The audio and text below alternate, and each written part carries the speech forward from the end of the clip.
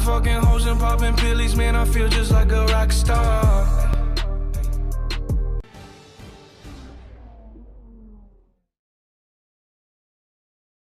Welcome to Monaco for this weekend's Formula One Grand Prix. It's a race that is truly steeped in history, but before the drivers turn their attention to winning, they first need to get through today's tricky practice session. Lowes Hairpin is the slowest corner of any track on the Formula One calendar. It's taken at just 48 kilometers an hour, but provides a stunning view on the first lap as the entire grid bunches up and tiptoes through the corner, hoping not to leave any carbon fibre parts behind. This is such a tight bend that a special steering rack is used just to get around this very corner, as the cars would not normally be able to make the turn. There is the possibility of overtaking through Lowes, but more often than not, you'll end up damaging your car.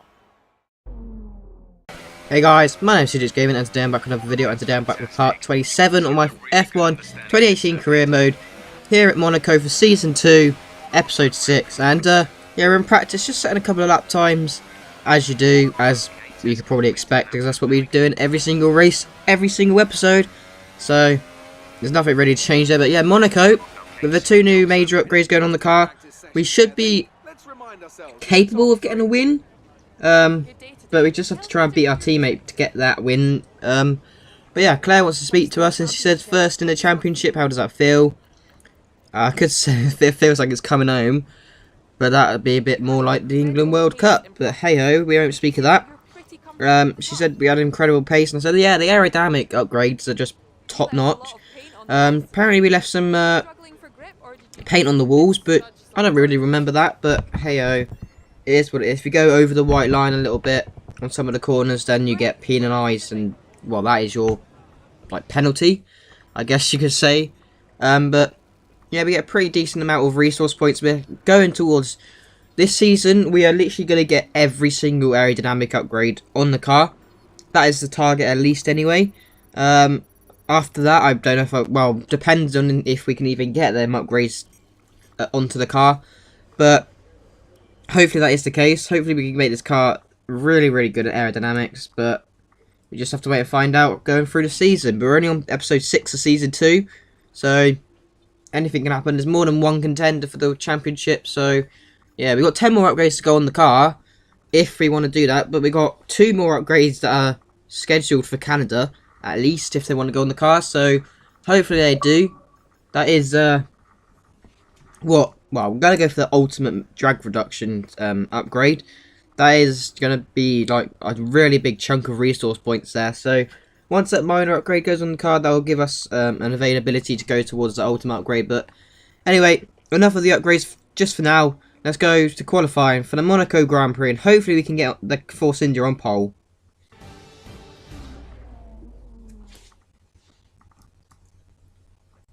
We're here at the magical Circuit de Monaco for one of the most challenging qualifying sessions on the Formula One calendar. Who can add their name to the illustrious list of Monte Carlo pole sitters here today? And I'm here, of course, with Anthony Davidson on what has turned out to be a very pleasant day indeed. No weather to interfere, no problems on the track, so absolutely no room for error. That's right, Crofty. It's looking good out there at the moment. Each team will have their own game plan for this session, and of course once the cars leave the garage they'll be under parc fermé conditions, so any last minute adjustments need to be done right here and now. Beyond that, it's all up to the driver. Who can keep their tyres in the right temperature, who can hit their apexes. No race fuel on board these days, of course. These are the fastest cars we've had in a long time, and it's right here in qualifying where they're at their absolute peak. Let's get started. Here we are in Q1. We've got Hartley just ahead of us. He's not really held us up though, because we've only really just caught him at the end of the lap. But the Q1, this is our only lap time, and we go fastest from 1:10.3.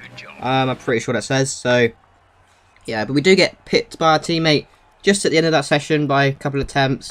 But Stoffel Van Dorn, Gasly, Hartley, and the 2 Williams are the drivers who are out, like Stroll and Sergei Sorokin. But Kevin Magnussen only just managed to scrape through there. But Q2, we're probably going to go on the ultra soft tyres, like just so we can secure the 1 stop, because I feel like the 2 stop is going to be, if you go on the hype soft, that's going to be a 2 stop strategy for you. So hopefully we can get through on this. This is our fastest lap. We clipped the barrier there. Exit of turn 1 there. I'm not sure what the corner names are. I know what some of them are. This is to back. But Bottas sets a 1:11.2 as he goes provisional pole. But at the end of the lap, he's still pole though, through Anthony Nose and up to the line. Are we going to get pit? No one else is going to overtake him, but we go faster with 1:10.6. Is that enough to get us into Q3 on the soft tyres? It just is, as we come 6th. But Nico Hülkenberg has a 5-place grid penalty, which is a bit weird. But Sebastian Vettel, Grosjean, K-Mag, Alonso and Ericsson are the drivers out.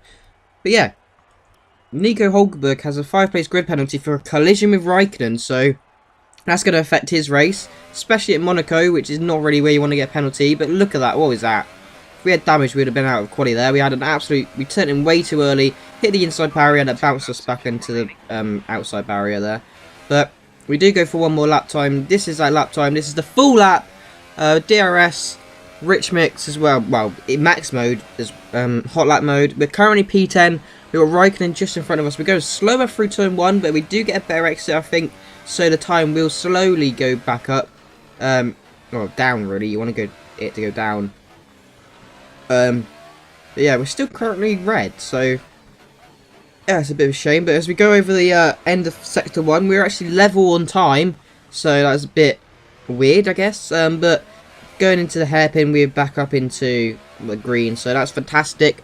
We need to gain probably about, going off of practice in Q1 and Q2, we probably need to set about a 1:10.3, a 1:10.0 to get pole position. But going through the chicane, little curve the corner there, but it didn't really affect us too much. Now through to back, little lift off. I don't know if I broke down, I didn't really have a look. We go purple through the middle sector, but it's not actually purple in overall. We can carry a lot more speed now with those aerodynamic upgrades through the chicane at the exit of the swimming pool. Now we're through the is this casino? No, this isn't casino. I don't have a play clue. But now down the start finish straight. Where's it going to be? We're up by a little. Was that a second? I can't remember.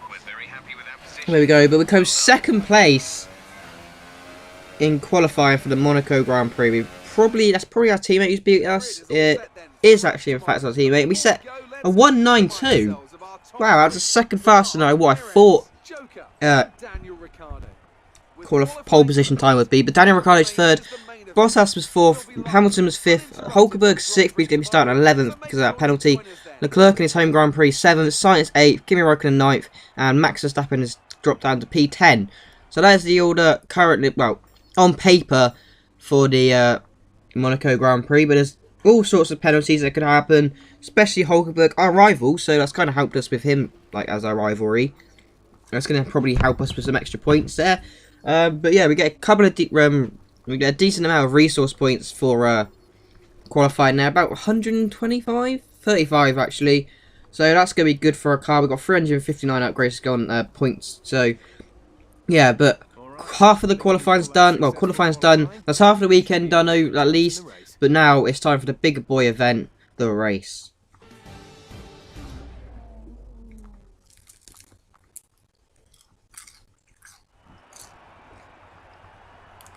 A proper road race, and in the true meaning of the word. That was how Mr. Monaco, the late great Graham Hill, once described this iconic event. The cars we drive have come a long way in the intervening half-century, but still we race on those same public roads beside the Mediterranean Sea. There's no victory more coveted than that of the Monaco Grand Prix.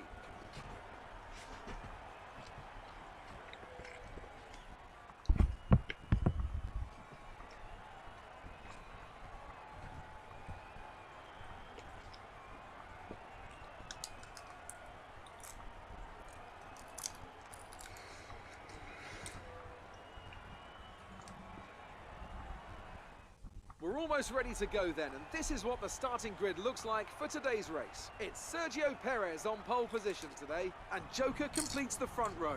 Looking down the rest of the grid, we have Ricciardo, Bottas, Lewis Hamilton and Leclerc, Sainz, Raikkonen, Verstappen and Sebastian Vettel. Hulkenberg, they've taken a grid penalty. Grosjean, Kevin Magnussen and Alonso, Ericsson, Van Dorn, Pierre Gasly and Brendan Hartley.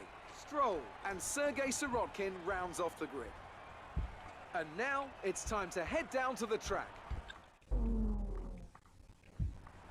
Here we are. on the grid ahead of the Monaco Grand Prix. There it is, confirmation of the one-stop strategy there. Perez was on the, what's it called? Hypersoft tyres. So, he should really be going for the two-stop strategy, which, I mean, hopefully we can keep up with him. But probably we won't. It's a bit unfortunate. But, hey-oh, it is what it is. He is our teammate overall, so it's going to help us in the Constructors' Championship at least. But, yeah, we need as long as we get a good start and don't lose any positions, especially to that Red Bull, Daniel Ricciardo. I think that's who's third. As long as we don't lose any positions to him, we should be able to just pull away, as we have got a beast of a car behind us. If you look at Spain, we pulled away so much there and got a dominant victory, which is fantastic. Azerbaijan, we dominated there, the Force India at least. Perez did pip us to the beat us to the win. But we're on the grid for 2, 3, 4, 5 lights for the Monaco Grand Prix, the creme de la creme of the F1 season. The lights are still on. Bloody hell, what's going on here? How long do they want to go for the green in Monaco, in Monte Carlo? We got an absolutely awful start. We're getting mugged by Daniel Ricciardo into turn 1. We kept it around the outside of the Australian, and we still managed to keep P2. But Perez has had an almighty start. Look at the gap he's already created us from us having a little battle. But look at that, we're losing the back end out of the final corner. Let's have another look at this again. We're going around the final corner, lose the back end massively, and we just managed to hold on to the Red Bull. Even though, look there, we didn't, but hey-ho. But Brendan Hartley's now out of the Grand Prix, as we're having an absolute ding-dong battle with the wall. But look at this. We lose the back end out of the casino, but guess why? We're going to see here, look at my gear ratio. We go from gear 3 to gear 5. We've lost gear 4. That's how worn our gearbox is, so that's really unfortunate. Let's have a look at that. 70% our gearbox is on. We could have taken a penalty for this Grand Prix, but it's Monaco. Why would I want to do that? We would hardly ever be able to overtake, which is a bit unfortunate. But now, as you can see, we've got gear 4 back, so the issue has resolved itself, which is fantastic. But now at 12, Perez is in. We've moved up into P1 for the Monaco Grand Prix. But yeah, going back to that, this is Perez actually going around our outside into turn 1. Are we going to be able to hold position? Are we going to let me keep him room in going into the barrier? So that gives him a better exit than us as we went on the curb.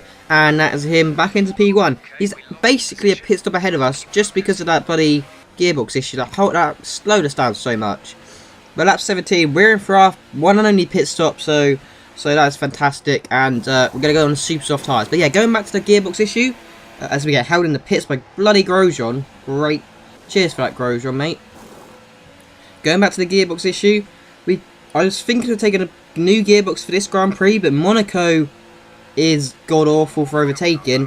Plus, if we held up for this Grand Prix, we would have got a gearbox for free without having to take any penalties, which would have been fantastic. So, yeah, but we get a couple more positions gained as other people were pitting, and now we've moved back ahead of Sebastian Vettel. So we're currently still P2, even with that gearbox issue. Later on in the race, we did have a second one, though. I'm not sure. I don't think I included because I couldn't find where in the race, but I know I did when I'm recording this.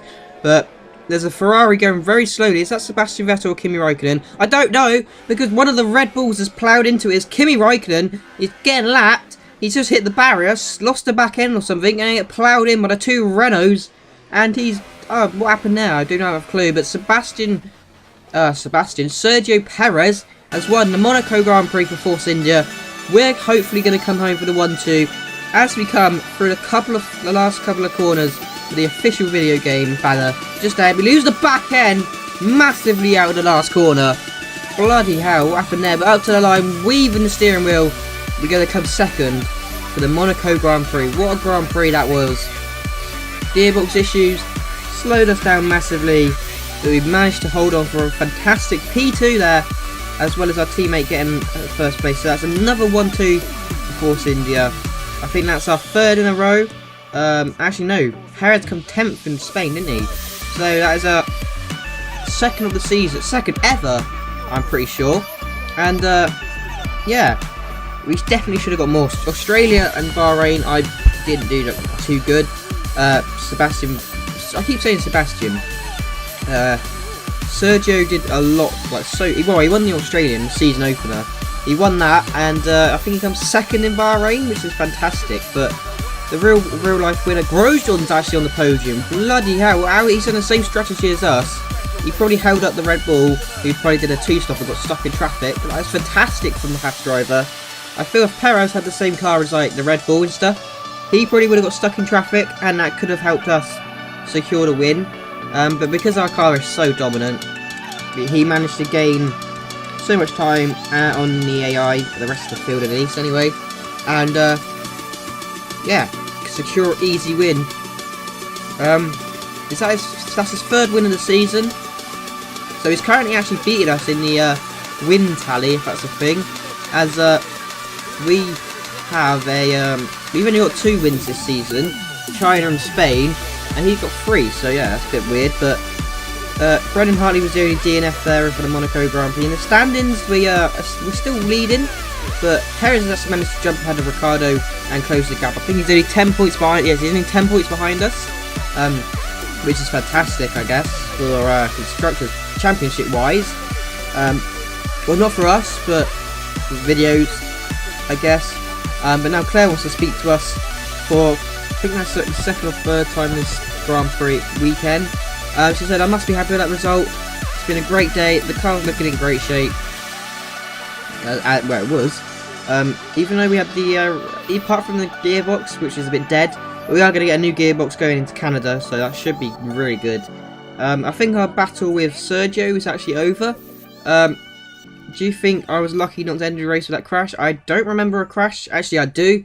It's when my gearbox died and I hit the barrier. That's probably what they're talking about. But our answer made the durability upgrade side not like us as much. But yeah, actually, we're only 1 point ahead of Perez for our champion rivalry. We're getting 2 more points to beat Hulkenberg, so qualifying in Canada is more than likely going to happen. I'm not sure how many points we might actually get a contract bonus, whatever, because this is our 6th race. Yes, we do. Every even race we get a new objective. So yeah, qualifying first, that was in Spain, I'm pretty sure. But yeah, we've got 600 more resource points, so that could be another upgrade for the aerodynamic side going onto our car. Well, it's more than likely going to be anyway. So hopefully that, hopefully we probably will go for the minor upgrade, the other side of the ultimate upgrade that we have available for the drag. I don't see any point going for the drag upgrades just yet. Actually, we might go for, yeah, I'm actually going to go with gearbox issue, durability, and MGUK, because that's also one of the second most worn parts. Because of those gearbox issues, I feel like that was really important to go with. Because if you think about it, we only just managed to get through that Monaco Grand Prix without losing any positions because it was Monaco. If that was like, well, what's the 12th race? Like Hungary or Hungary actually. If we got to Hungary, that wouldn't be that bad. But like every 6 races, the 6th race would be god awful for us. So we're gonna upgrade the gearbox. So hopefully that will last until we the next gearbox will last until we get a brand new fresh one for free. We don't have to take anyone. But yeah, the MGUK as well as the something else was really worn. But yeah, let's go into Canada, where we can hope. Well, look at that first second. That is currently our thingamabob. Currently a. I know we were expecting some new developments this week. Bloody, I can't remember what I'm talking about here. Currently our season results, but we go into Canada. Unfortunately, we get 3 upgrades on the car, but our major drag reduction upgrade doesn't go on the car. But we have now actually unlocked the ultimate upgrade. We can now go towards that, but it's going to cost us about 1.5k, 1.3k actually. But that's because the team like us very well with the aerodynamics at least. But yeah, that's going to be the end of this video. We got Canada next up, which should be a really strong track for us because I love Canada. Our car is pretty dominant around Canada because it's pretty much straight, apart from the first and the second sector. So basically, it's not really much straight, the back straight. But anyway, I've been CJ Gaming, and I'll see you in Canada for part 7 of my season 2 of my F1 2018 career mode. Bye!